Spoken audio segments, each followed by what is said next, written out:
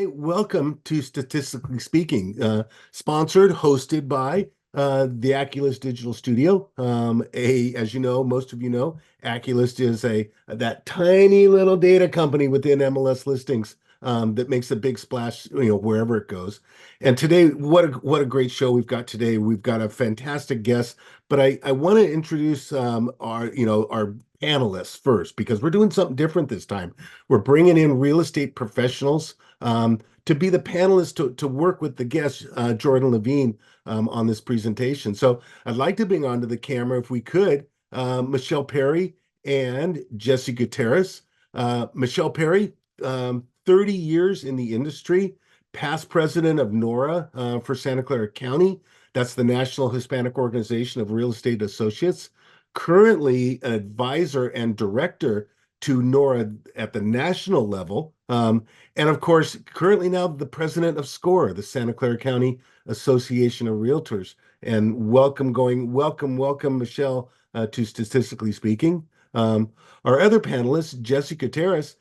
Jesse, also 3+ decades of real estate experience, currently the broker of a small but mighty brokerage in San Mateo County, past president of the San Mateo County Association of Realtors, past regional CAR director, and currently the chairman of MLS Listings and a frequent visitor to the MLS and Aculist Digital Studios. So welcome, Michelle and Jesse, to the broadcast. Thanks for having us. Thank you. It's great to be here. Boy, it's great having you guys. And boy, have we got a guest for you, as they say. Jordan Levine. Jordan Levine, Senior Vice President and Chief Economist at the California Association of Realtors. But I like these two descriptors, these two titles that Jordan has on his LinkedIn site: data nerd, which means that he and Michelle Ronco are, kindred spirits, the fabulous Michelle Ronco out there, and also housing enthusiast. So, Jordan, how are you? I'm doing good. Thank you so much for having me. I appreciate it. So wait a second, but you got to tell me, housing enthusiast? Housing enthusiast. Yeah. No, when I left my last job, my old boss said, "What are you doing? You're gonna go shill for the realtors?" And I was like, "Yeah, our job is to shill for home ownership." And I really believe in home ownership. And just on a personal note, I'm the son of a guy who didn't even graduate from high school, and the reason I get to go around and do stuff like this and talk to realtors and have nerdy spreadsheets and statistical tools and all that, it's really just because he bought his own house. He didn't have a bunch of fancy PhD econ buddies or whatever to plug me into. It's just, you build the equity. We all know about that piece, but there's all those other positive benefits of home ownership. And to me, to be able to just chill for that in general and to get paid to talk about that stuff is amazing. But also now, I think it's a story that's worth telling, because you got all these people out there trying to time the market and forgetting about not just the equity, but all the, these other benefits that are so well documented. And I think that'll get people off the fence too. So. Yeah. I'm looking at the screen. I'm seeing Michelle Perry, just big smile on her face, because you guys you got some similar history there, some similar family history, and the success of the generations to come coming at you. You've got a little sort of opening presentation you wanted to sort of set the stage with today. Yeah, you were very kind to let me come and do like 5-10 minutes just on the high level, big picture stuff, and then maybe jump into some questions. But I thought it'd be fun just to look at some pictures, because I think, again, the data is really your friend in this kind of environment. You're so lucky to have an amazing MLS and all of this data at your fingertips. And I think that the data is actually on our side at this point in time too. And putting good information in front of people is the name of the game. I think that's the answer to all the stuff the Fed's doing, what's happening, at the national level, lawsuits, buyer brokers, all of these various challenges. iBuyers, remember we were talking about those? I mean, I think everything in between, a lot of different challenges, but the answer is the same to all of them, which is to just be awesome at your job, be the expert, be that trusted advisor to consumers. Consumers still need us more than ever. This is still the biggest financial transaction they're ever going to make. They still overwhelmingly want home ownership. These transactions are hyper complex because, just the legal stuff. I don't know, you guys all probably know my colleague Gov Hutchinson, but he says, when he started doing this job, the RPA was like, 2 pages. It was like front and back. And now it's like 5,000 pages or so. So like I'm not worried about whether consumers need us or not. It's just, I think the answer is to all of these various challenges, just to be, able to bring that A game, to step up to the plate and meet that challenge. I think, again, the data can really help us to tell a story that's going to get a lot of these qualified renters off the sidelines and forget about timing the market. The best time to buy is as soon as you can, right? Number one best time was 20 years ago. Second best time is as soon as you can, right? So, and I think that's important. People are really worried about inflation, interest rates, and you can see the inflation numbers did actually go up in the most recent report that we have. I've been saying for a long time, the improvements on inflation are going to be incremental. The economy is still doing really well. Employment is still growing. Unemployment is still very low. It's hard to fill open positions. So that means wages are rising. People are still out there spending money, leading to this kind of inch by inch progress that we see. Of course, the bond market, is all about expectations, and they've had their expectations violated because they keep thinking that, a 2% Fed funds rate is right around the corner. And then every time there's a Fed meeting, they freak out. The Fed's never told us that. The economic data has never suggested that, but the bond market is hoping for that. And then when it's, the data comes out and shows, it's going to be another 3 months, another 6 months, their expectations are violated. And so you can kind of see that intersection between these esoteric macroeconomic concepts and the mortgage market and people trying to buy and sell homes, right? Because the bond market freaks out. We aren't going to get our Fed rate cut in May the way that we were hoping we would. And you see that 10-year go from less than 4% now upwards, pushing that 5% threshold. And that has translated right through into mortgage rates once again. The good news is, the writing's been on the wall for me for a long time. And I think this is just an expectations game. If you really zoom in on these treasury rates, in the last 7 or 8 days, this very right-hand side of this chart, you can see they're kind of plateauing in that, 4 3/4 range for a 10-year. And to me, I think that's where the 10-year should be. We've got a 5.5% Fed funds rate. Yes, they're going to cut, but B, it's going to be slow. And A, it's not going to happen until the second half of the year. And the bond market is finally, I think, just coming to grips a bit with reality. But the bottom line is that, consumers that are sitting around waiting for a 5% mortgage rate, I think, are forgetting about those long-term benefits that we talked about, right? The good news is if my forecast on interest rates sucks and we do go down to 5% by the end of the year instead of 6.3 or so, which is what we're forecasting. If I'm totally wrong, that bad forecast costs you nothing, right? Because you go out and refi, you get a 5% rate, you save a bunch of money on your monthly payment, you're off to the races. What you can't do, though, is take the time machine back and, pay down principal and accumulate equity on a house that you didn't even own. And so that, I think, is the piece that buyers are forgetting. And what, it's not hard to figure out where rates are going. You can really break down mortgage rates into just like 3 component parts. You've got like a Fed funds rate, right? That's how much it costs to borrow risk-free if you're a gigantic bank.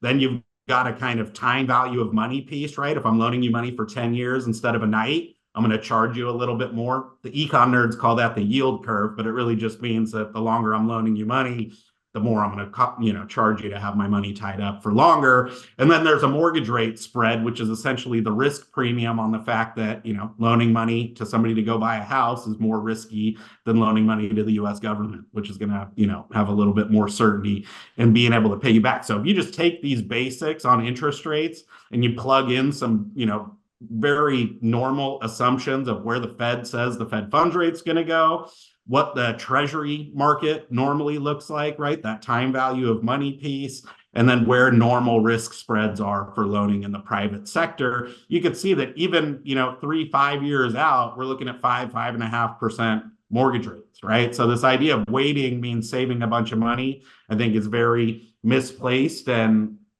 Again, if I'm wrong, it costs you nothing, but you're still accumulating equity and paying down principal at the same time. One of the things I think buyers in particular forget is that all the other buyers are waiting for low rates too. So what you gain in a lower rate, you might lose out on in terms of a higher price. It's not going to create all this new inventory. We don't have enough homes here, right? So all it means is that when rates go down, prices are going to go up because all the buyers pour right back in. The other thing I think that we should point out is not only am I the son of a guy who didn't even graduate high school, but he was a guy who had a 12.5% mortgage rate back in the 80s, and he was pumped on that, right? He said when he got his 12.5% mortgage in 1979, he like walked out of the savings and loan and he was like high-fiving strangers on the parking lot because 12.5 was like such an amazing rate to borrow money at. And only between the 2008 financial crisis and the pandemic were rates really lower than that. If you look at all this gray stuff, it shows you rates are almost always above 6%. They're at or above 6% almost always, except for during that 2008 financial crisis. So like rates are still pretty good. When you see a 6 2/3 or someone's going to do a buy down to 6% or something, like my dad would be jumping all over that. So I think some perspective is key for those buyers. Everybody's employed. People are making money, but they're not buying homes. In fact, we had lower housing demand last year and even through the first couple of months of this year. You have to go all the way back to the mid 90s, right? Right after the kind of S&L crisis, end of the Cold War, we had major structural shifts to our economy.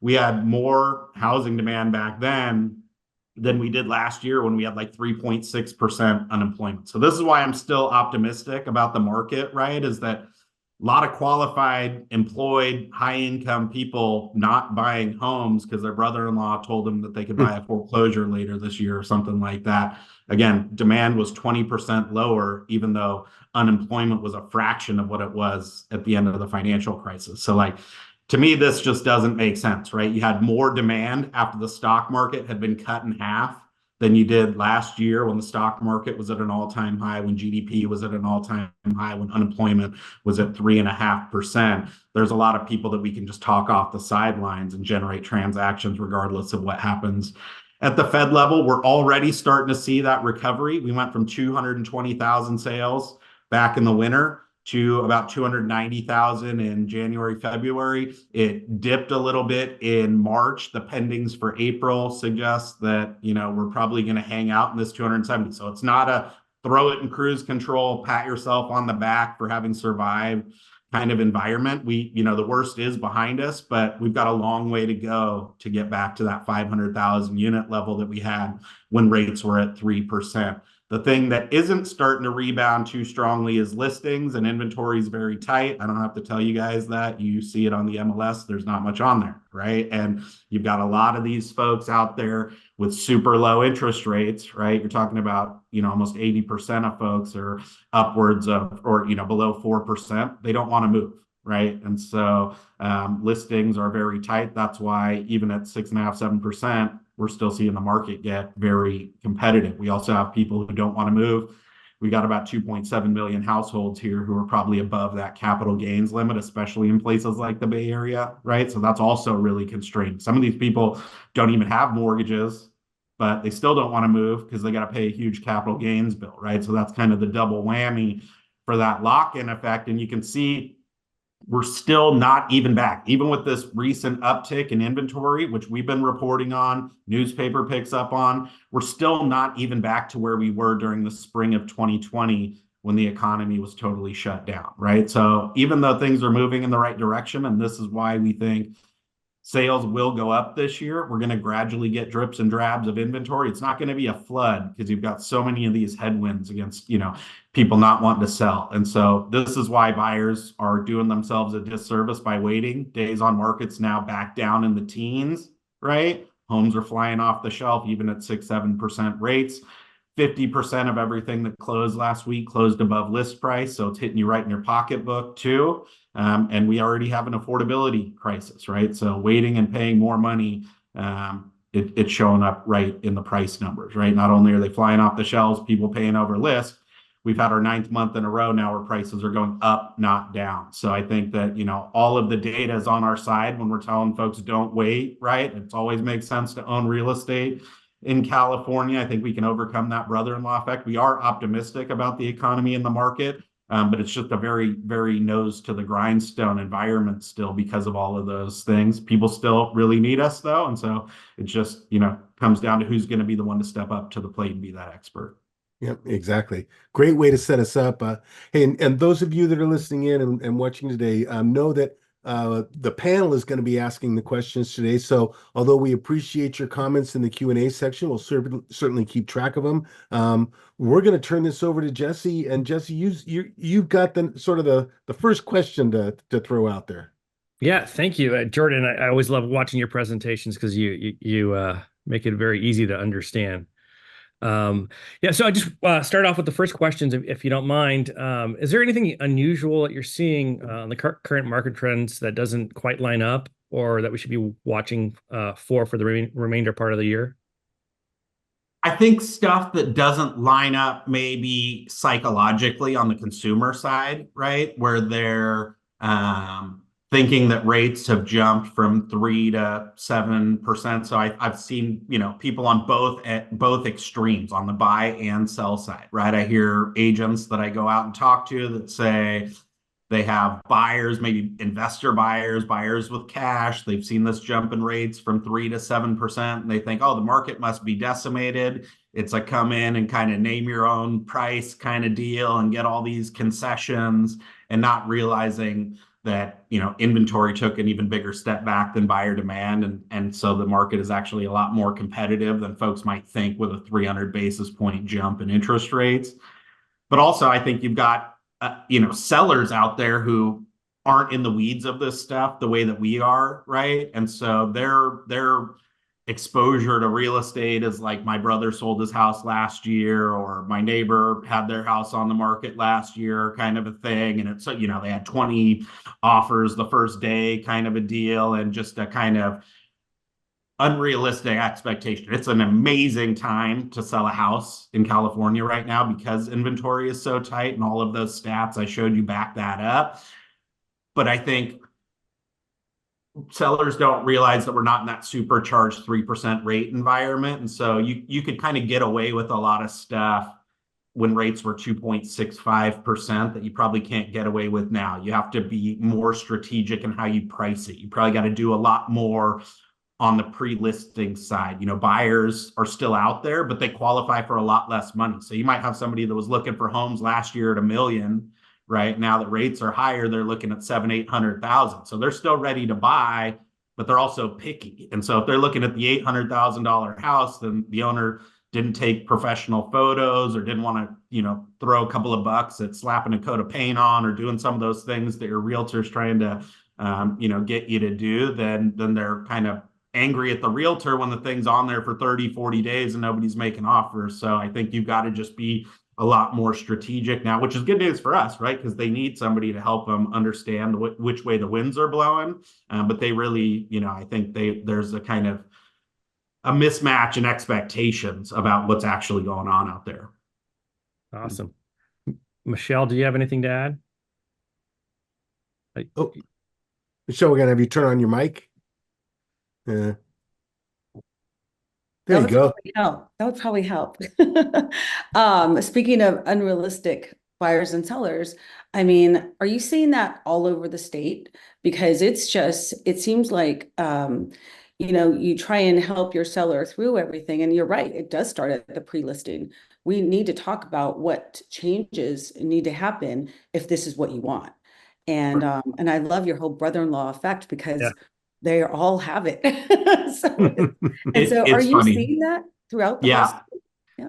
I think I've put like 8,000 miles on my car already this year. I've gone from Nevada County all the way down to Chula Vista and everywhere in between, Bay Area, you name it. And it was, I mean, for me personally, selfishly, it's been great because I barely have to tinker with my slides regardless of where I go. The market data is so similar because these are macro-driven trends. You got people reading the newspaper and being freaked out, or this jump in rates, and the math is the same whether you're in, Atherton buying a $9 million property with a mortgage, or you're in San Bernardino buying something for 300 grand. That jump in rates proportionally affects you, the same. And so you're seeing these same kinds of trends. There's variation, right? But the direction is more or less the same. Even in my, area, we had that same problem. We're like one of the few people that are selling our house, we're getting divorced and all of that stuff. And the first thing my ex does is like goes on and looks at Zillow and goes, oh, it's worth 1.2 million, right? And the realtor goes out and does the comps and stuff and says, no, I think it's more like,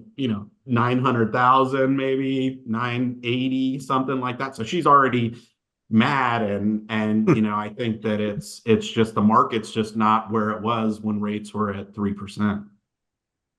Absolutely. Got, Yeah, got, and you see that, sorry, you No. see those sellers that just don't want to give, and then they wonder why we're at where we're at. And so you're right, it goes back to the agent and just being the expert and helping them understand what the trend is and making sure that they understand if you do a little, you get a lot. And if you do nothing, you're going to be right there. So Yep. yeah, Yeah. thank you. It's all about managing those expectations, I think. Absolutely.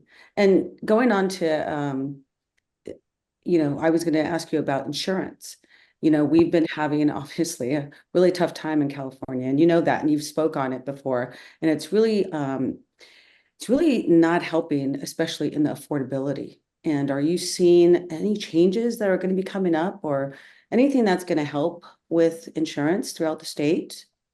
There's going to be changes and they're going to help with the availability, I think, of insurance. They're going to find a way to figure that out, I think. But to me, the affordability piece is here to stay. The impact on affordability, I think, is not going away because at least all of the solutions that and I'm not a policy expert or a lawyer that knows exactly how this stuff works, but at a high level, it all comes down to the cost of insurance, right? And right now, these insurers are on the hook if Fair Plan gets hit with a bunch of claims, right? Then the big market shareholders have to fund that. They're not able to pass on their reinsurance costs, so they don't want to write the policies themselves, right? And so I think we can figure that out. We could let them pass on these reinsurance costs. We could let them do more like risk-based pricing that would keep them in the marketplace and writing policies so that they're not, facing bankruptcy in the, event of a worst case scenario. But what I don't see happening is that it means cheaper insurance premiums for us as consumers, right? I think what it means is that you're going to see, and again, I'm not an expert on insurance, but to me, if you think about the economics of this stuff, it's like we're going to keep the private insurers here by letting them pass on these costs or pass on the risk or however you view that.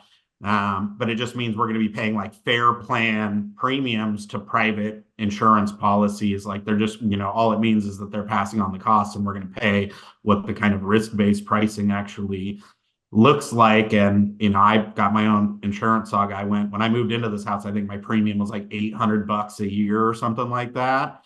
And a few, handful of years ago, it went to $3,000 a year.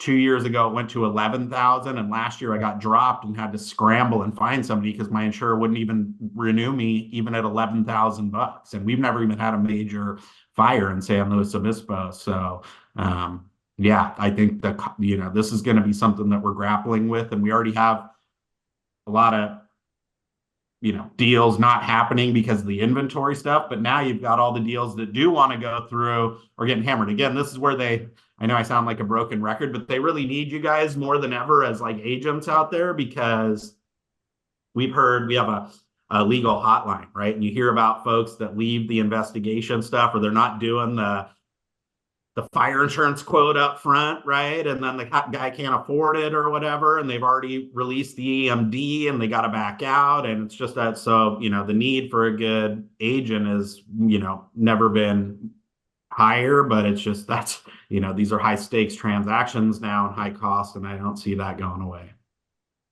Right. And I think I've heard you say in the past that California actually is just catching up. We actually have had the lowest cost of insurance. Yeah, if you look, this isn't unique to California. Our flavor of hazard is, or peril, right? They call it perils are different.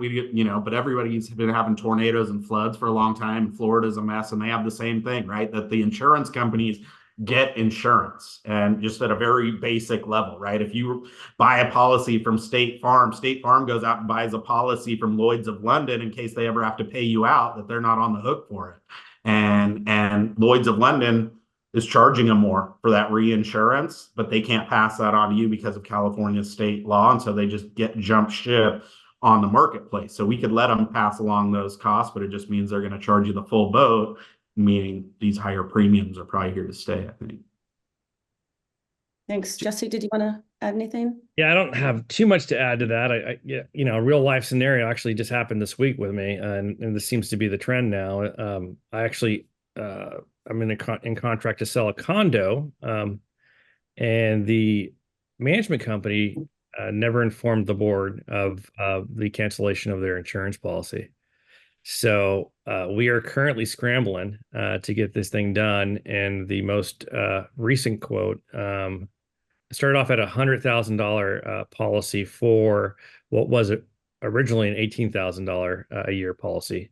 And I think we're down to 70,000 with some competition, but it's an issue that's, I mean, it's killing deals really. And then a situation like that is, the new buyer is either going to have a special assessment for that because it's clearly not in the budget to have a 5 times the renewal premium.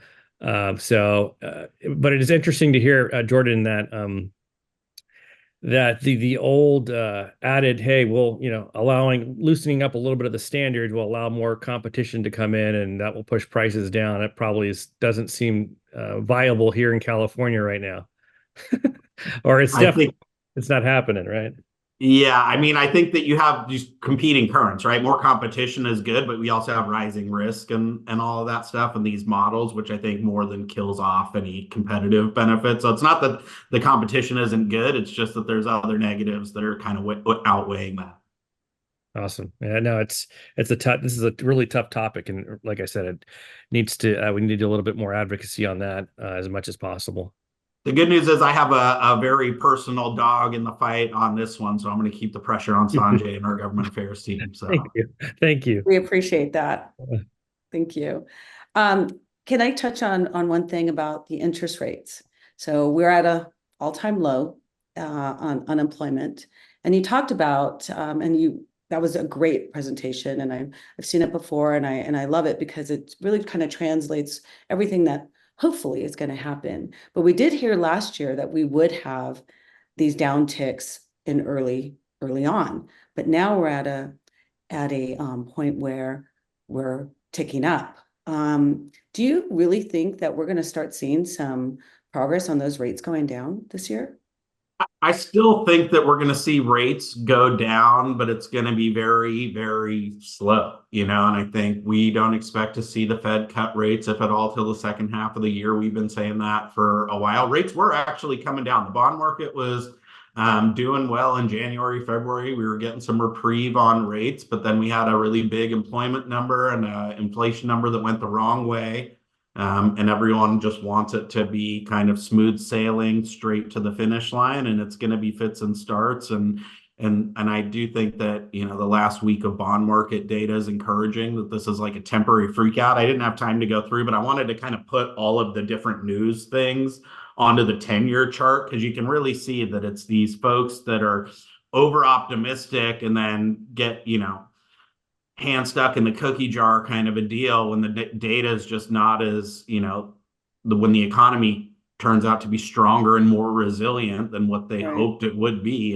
But I still think at the end of the day, and we just got a new GDP number this morning that showed that economic growth did slow. Consumers are the main reason why I think the Fed will have cover to cut rates later this year. They're waiting for the economy to be a little bit slower. And if you look at, consumers are still driving it, and it's mostly services, right? So we're at the bars, the restaurants, the hotels, the vacations, and all of that stuff, but it's almost all going on the credit card right now. And I think that is, we've got to pay for this stuff eventually. And with that being the theory, that's why we have less economic growth in the second half of the year, and the Fed will be able to hopefully cut a little bit. We don't need a ton of unemployment. We just have such tight labor markets right now that the wage numbers are still going up super fast.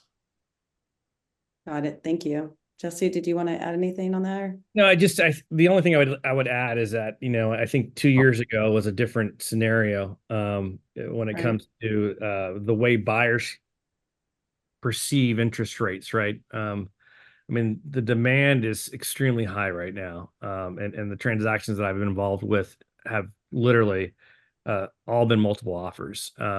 And so the demand's there. I think the consumer has accepted whatever the rate is, right? As long as there's an affordability issue and they can afford it, then I think that, transactions, we're in a market right now that's continuing to rise because of that. So I think we focus a lot about interest rates that are probably less relevant now than they were. 2 years ago was a shock to the system, or almost 3 years, I guess, a shock to the system, coming off of those historically low interest rates. So, but in practice, I think, we should focus less about the interest rate at this point. You've got a lot of people out there making 200,000 plus renting right now. That should be your primary. There's a lot of those folks you could just peel right off the sidelines. Those folks are paying somebody's mortgage right now. It's just their landlord. So, absolutely. Hey, Jordan. Sorry, I was going to say one more thing. Sorry. I noticed that because a lot of my clients are, especially right now, are first-time home buyers, and from week to week, the interest rates are changing. Oh yeah. And it can make or break them. They're at 49 DTI. Oh, yeah. And if that interest rate ticked up just an eighth, they don't qualify.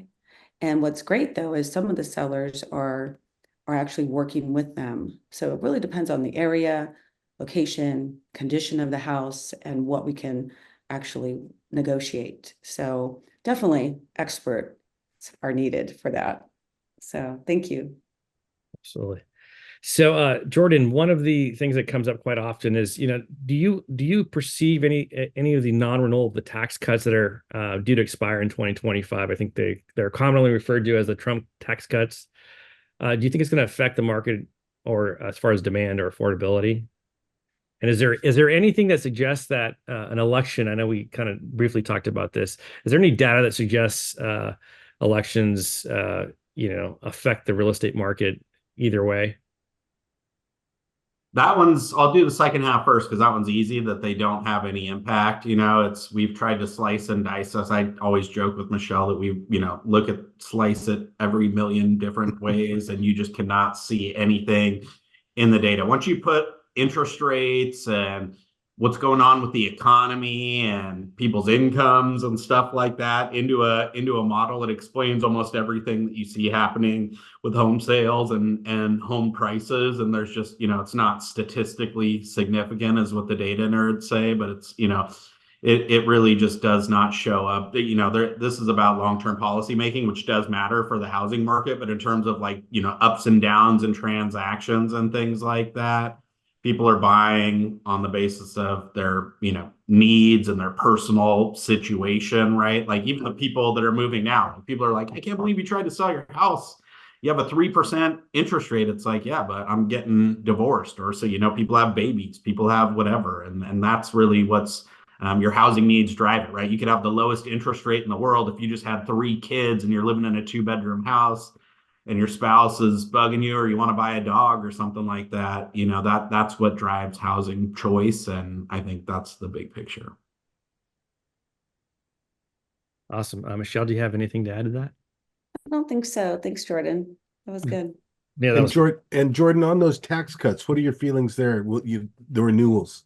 Yeah, I don't know. I'd have to see how it shakes out on net. One of the things that happened, California could have like a counter response to that, or it might buck the opposite way as like the national. So like you might see the national number get worse because people's like tax rates would go back up to whatever they were before these tax cuts. But in California in particular, I think if those expired, we would get all of our SALT deductions back.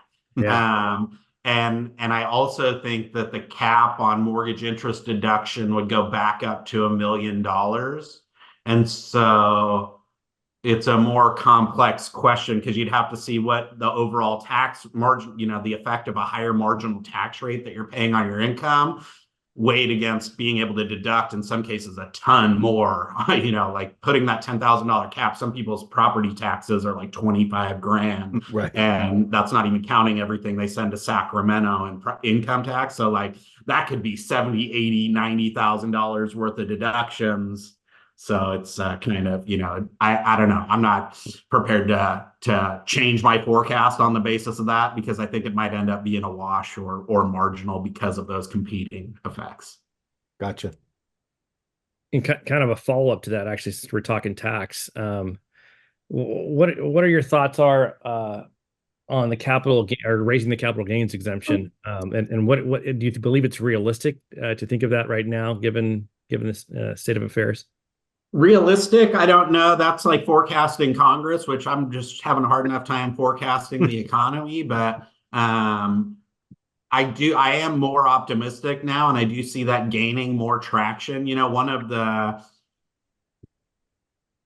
I don't know, positive benefits or great, silver linings of all of this like out migration from California to other states is that, and underbuilding in other states too, but is that prices in a lot of other states are a lot more expensive. So this used to be just like a blue state problem, and nobody was really sympathetic to the people that lived in Atherton in a $9 million house that but now you see like Idaho, I think my buddy moved to Idaho and the median price in like Boise is like 800,000 or some crazy amount now. And so there's a lot of other states butting up against these thresholds so I have heard from our government affairs folks at the federal level that this is gaining more bipartisan traction, and I think it's made it out of committee. It's got a bill number and everything now. So it's becoming more real. So yeah.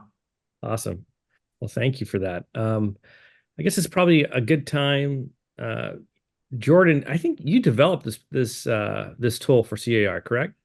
I did. Yeah, I made this purchasing power. I made it a couple of years ago. Pretty awesome. Let me pull it up because I made this kind of, and I so appreciate the opportunity to shill it. But I made this originally thinking that this would be a great tool to kind of share with home buyers. This was back when rates were at 3% and we were seeing rates that were probably likely to rise. And so I made this like purchasing power calculator showing just how big the interest rate impact was on home buyers of like waiting for higher rates, right? So like this is cool because it has county level data in here, and you can go kind of customize it if you're in Santa Clara or whatever and pick out like a buyer as an example, right? Maybe we pick a high income, like $250,000 a year household. Maybe they want to put 10% down. They've got a like medium tolerance for risk. They want to kind of top line DTI for their mortgage of 35% of their income. So they still have money left to, pay for their car and their food and all of that kind of stuff. Well, if you go back when rates were at 3%, this kind of $250,000 a year household could afford about a $7,300 payment to get that DTI, which translated back then to about a $1.5 million home. And you can see in Santa Clara, there was actually, a decent number of homes last month that were on the market at or below that price point. And originally when I made this, I thought you could say like, look, if rates go up to 7.5%, you can see that $7,000 mortgage payment only gets you, a $980,000 home. So you've lost a bunch of purchasing power. This was kind of the original concept of the conversation was like the cost of waiting for a home buyer. Now I think, you could have that same conversation in reverse. We were up above 8% at one point, meaning that, $250,000 a year household could only get a $940,000 home.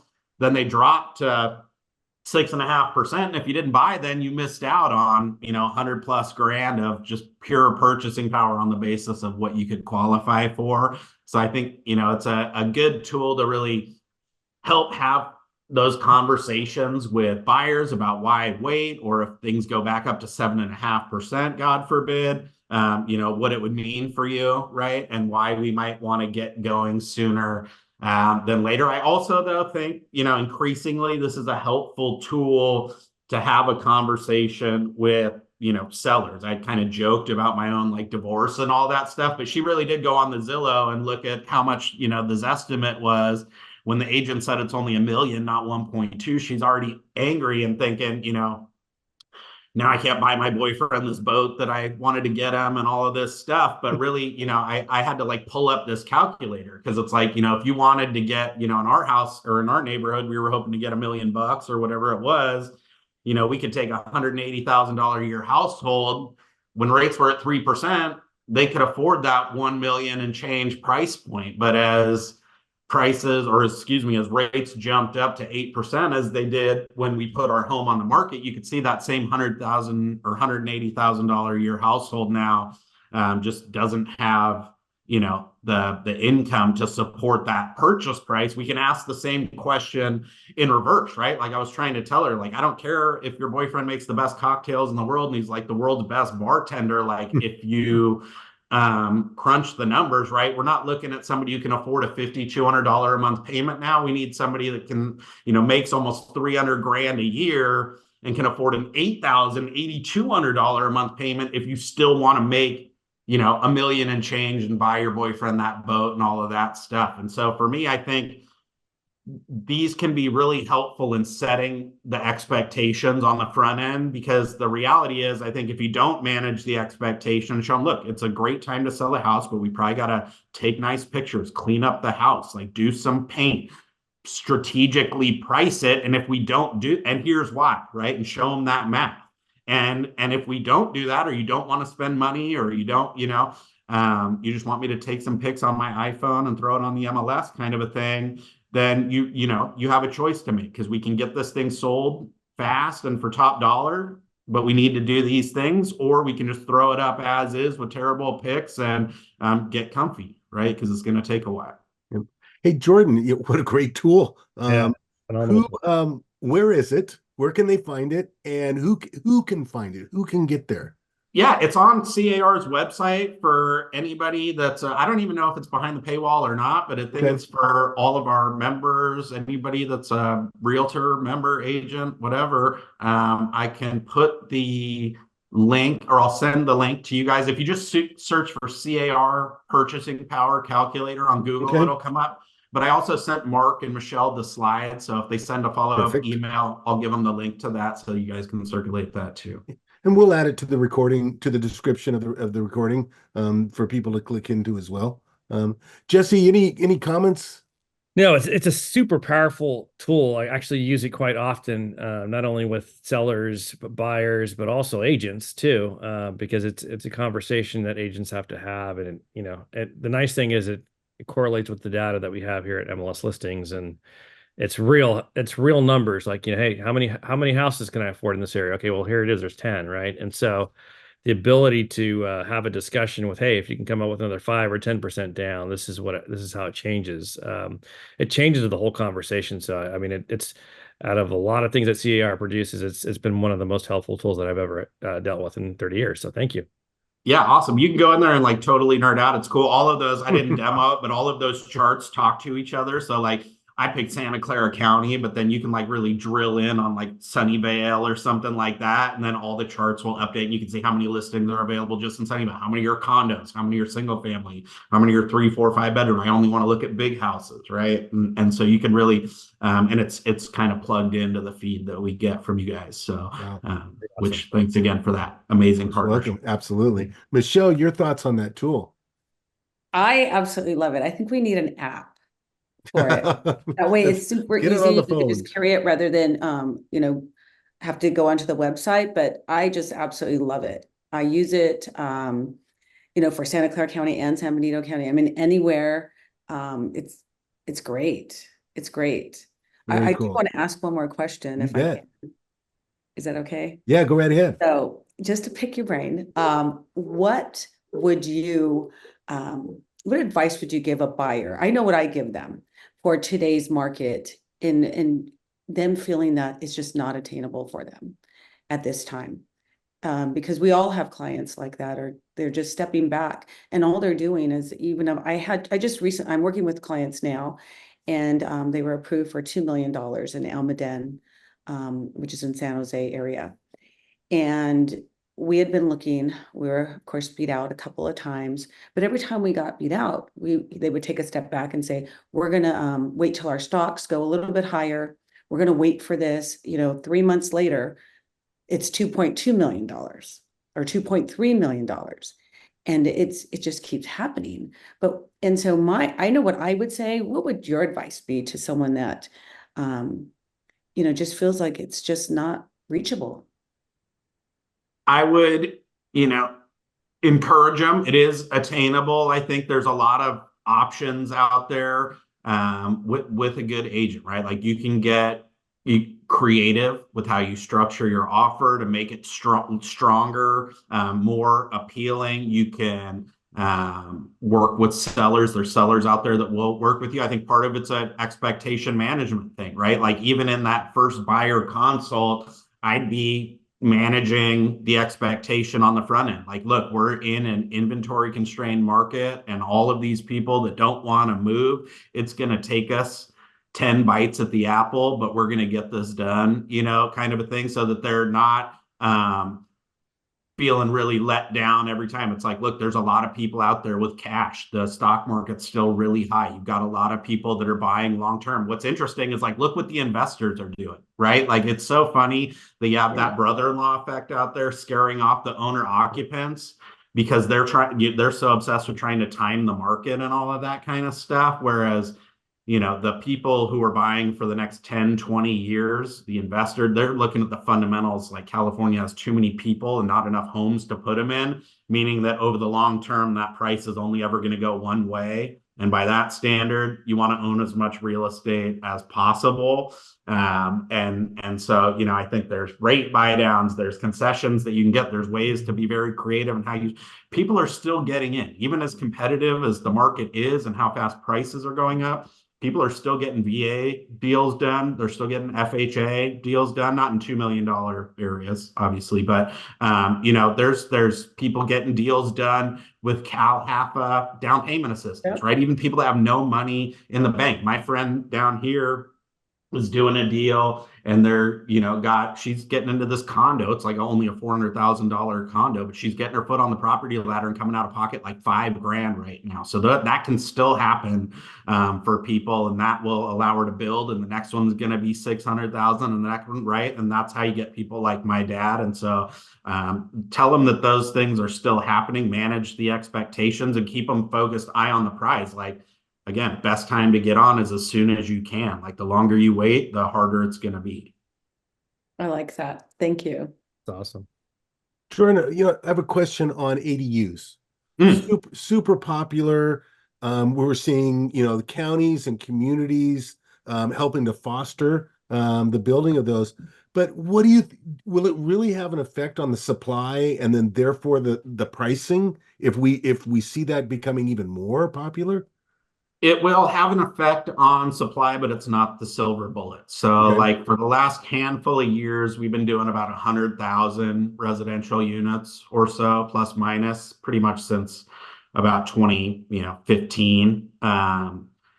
Over the last 2 years, that's gone up to about 120, 130,000. Almost all of that delta, that increase has been from the ADUs. We're not really building many more new homes or even more apartments, even though I know we always see cranes and think like, man, they're building all these apartments. It's like, it's like the same amount that we've been building for 10 years, which is not enough. And so ADUs are helping, but just to put that in perspective, right? Like the state says we should be building 180, 200,000 units a year. And for the last 20 years, we haven't built that. So even with this increase in ADUs, that's 30,000 and it's been for 2 years. That's a drop in the bucket relative to need. So yes, it's going to help, but we need all of the above when it comes to supply. We need to just do more row homes, single family homes, affordable homes, workforce homes, expensive homes. I know that's not popular to say, but if you don't build expensive homes, then the homes that are supposed to be cheap become expensive. When I first moved to LA a long time ago, I lived in a 1,200 square foot bungalow that was built in 1938. The reason why that house today on Zillow is, and again, take it with a grain of salt, but it's, north of 1.4 million is because the high income people got to live somewhere. So if there's nowhere to live, then the people making 500 grand a year go buy the 90-year-old 1,200 square foot bungalow. And it just is what it is. We commoditize the housing market and it goes to the highest bidder now. And so we got to build everything. Yeah. Keeping those contractors busy remodeling, that's for sure. Jesse, any thoughts on the ADU topic? No, I do think that, with the new laws that have come into place, the execution of that on the ADU is the issue right now. I think that a lot of the municipalities are still trying to figure out how to execute that. I know I'm in San Carlos, and they were a little late to the game, as most cities are, and so they're still trying to figure out, based off of a 5,000 square foot lot, where are these supposed to go? Still trying to accommodate privacy and setbacks and stuff like that. So in practicality, it becomes an issue. But I think as they start to develop all these plans, it'll help quite a bit, especially for multi-generational living and things like that. So yeah, and I think you'll see builders come out with more product like that. I mean, one of the kind of even bigger challenges, I think, even than the kind of legal regulatory kind of city level planning stuff, is the financing mechanism, right? Right now, it's like you pretty much are relying on folks with home equity or money that they can tap to do that and that actually want an ADU in their backyard. So that overlap of the Venn diagram of like people with a boatload of money and actually want one, that sliver, I think, is pretty narrow. If there's ways to do more of those like 231 or somehow like bake it into the mortgage and stuff like that, this just again underscores the value of the MLS too, because one of the things that prohibits that is like there's no MLS for rentals or ADU rents or anything like that, to where they can go and do comps and then bake that into like a revenue stream the way that you can on like a single family or apartment rent, to be able to count rents and all of that stuff, which we can do because we have data that we can use to talk to consumers, which people kind of forget about, one of those big benefits. Gotcha. And Mark, we have that tool too at MLS listings, right? Is it Symposium? Is that what Symbium? We've partnered with Symbium to help agents. Can you put an ADU there? If so, where could it fit in the yard? What type of design could it have? It's attached to every single listing we've got at the MLS because it is such a popular alternative, as well as an income generator to help with that. That $5,000, $8,000, $10,000 payment every month. So yeah, I'd love to build an ADU. I'd move out there and then rent out my main house. I've threatened that before. Jordan, one last question, and it comes from Michelle Ronco, who's in the background. Oh boy, she's listening. She has noticed that you've used the word hopeful at multiple points in this afternoon's discussion. From April 25th going forward, what are your hopeful points? What do you see as hopeful in this market? I'm very hopeful that, people still want to own homes, right? I take a step back from all the stuff and headlines, like what we do at the end of the day, and why I love working for realtors and why I had no qualms about quitting my last job and shilling for home ownership and all that stuff. Is like, we put people in homes and we, help them get into the right home and get rid of their old home and get into a better home and whatever, and all of those things. And it's just undeniable that is good. But it's also undeniable that people still get that. We do consumer research all the time, and people still overwhelmingly want home ownership. It's still synonymous with the American dream. Even millennials, right? Even younger folks who we heard they don't want to own their own home. They want to own homes. They even want to own single family. They don't all want to live in a condo and walk to Trader Joe's for breakfast every day and all that. They like, that is very much there. I'm hopeful that the kind of worst of the worst macroeconomically is behind us, and that big retrenchment and transactions and this kind of shock. And I think Jesse put it well, that people have kind of adapted or kind of, we've come to grips with what reality actually looks like, and it doesn't look that different than where it was. So I think all of that kind of stuff is behind us. And then I'm hopeful still that, people still really need us. These are complex transactions, right? Big, long RPA, hyper competitive market. You've got insurance issues, right? You've got all of this stuff. You've got misinformation, frankly, people telling you to wait for the foreclosure and wait for the 3% rate. So it's like, I think there's just a huge role that we still have to play. And I think, it's the sky is really the limit for folks that really embrace, hitch their horse to the consumer buggy and just create those win-wins, because they meet us. People don't want to go through this. They've been able to, you could do a FSBO forever. You could go unrepresented or go with the listing agent forever. Like, people want someone on their side, representing them, fighting for them, creating a win-win, and all of that stuff. It's just that you can't take it for granted, and you got to be really kind of stepping up to the plate, because I think they're going to be more discerning now, that, a lot of this stuff has been in these headlines. And so people are asking questions, and you just got to make sure that you've got a good response. Here's what I do. Here's how I win, only if you win too. So You bet. You bet. I'm seeing a t-shirt out there. Home enthusiast, market expert. It's due. Let's do it. Jordan, thank you so much for being with MLS Listings today and the Aculist studio. Jesse and Michelle, great questions. Thank you for being there and speaking for the realtor, the broker, the community at large, as we all work our way through 2024 onto more prosperous times going forward. So everyone else in the audience, thanks for being with us. Greatly appreciate you joining us here at Statistically Speaking. Bye, y'all. Thank you, Jordan. Thanks again. Aculist has updated its portal, combining all the Aculist offerings in one easy-to-find location, the Aculist portal homepage. One centralized place for all of the free market data and marketing resources that Aculist provides, for free for all MLS Listing subscribers. Looking for the Aculist Weekly? Need a PowerPoint slide for your clients? Want to listen to a podcast on the local real estate market? You can get all this and more from the Aculist portal. To get there, simply click on the market data reports on the old Pro dashboard, or click on Aculist reports on the new Pro dashboard to explore the new Aculist portal. If you have your favorite Aculist offerings bookmarked, not to worry, the reports, the Aculist Weekly, and all of the videos on YouTube haven't changed location. This is just a centralized place to access everything that Aculist has to offer you for your sales and marketing needs. Remember, the way you download market data reports and build web widgets hasn't changed, but now you'll be able to discover more Aculist offerings in the new portal. Just press the Market Data Reports button from the old Pro homepage and Aculist Reports on the new Pro portal. For any questions, email support@aculist.com to learn more. The new Aculist portal, bringing it all together for you.